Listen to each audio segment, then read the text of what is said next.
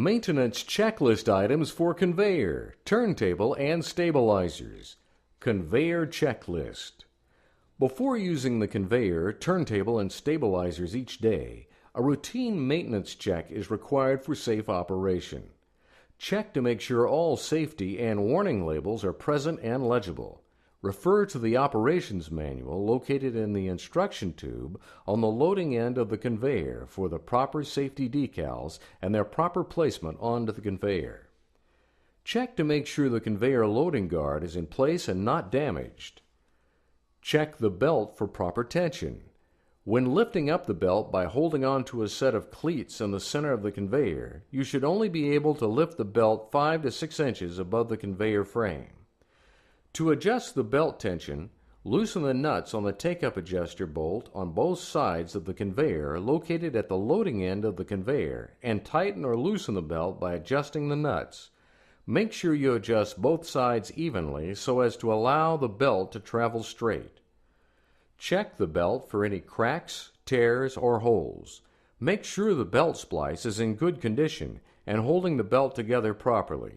If you need to replace the belt, remember to replace it with only a non-conductive belt available from Cleasby conveyors.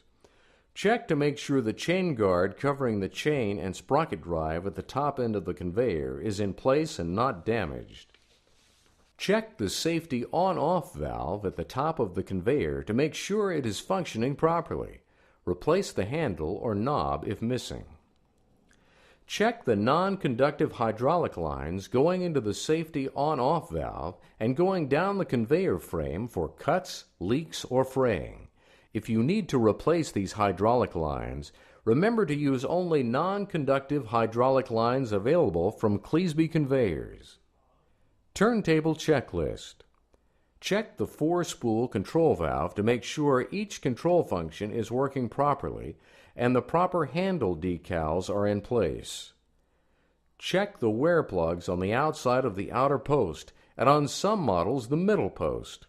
Make sure they are adjusted in so as not to allow the inner posts to rub against the outer posts.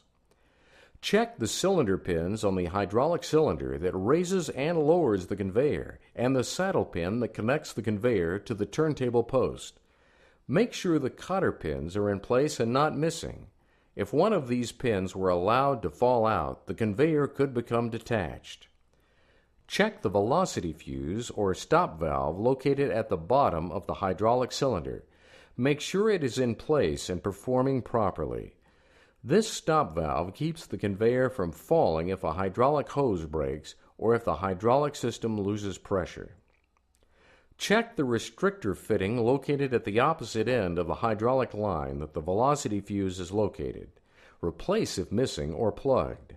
The fitting must work together with the velocity fuse valve or the conveyor will stay in the locked position. Check turntable posts for grease and lubricants. Make sure there is plenty applied to the inner posts. Check the gear bearing located below the turntable base plate for excessive wear or gaps. Replace if necessary. Check the hydraulic oil reservoir level by looking at the sight gauge mounted on the side of the reservoir. The reservoir should not be filled more than 75% full. Hydraulic stabilizer checklist.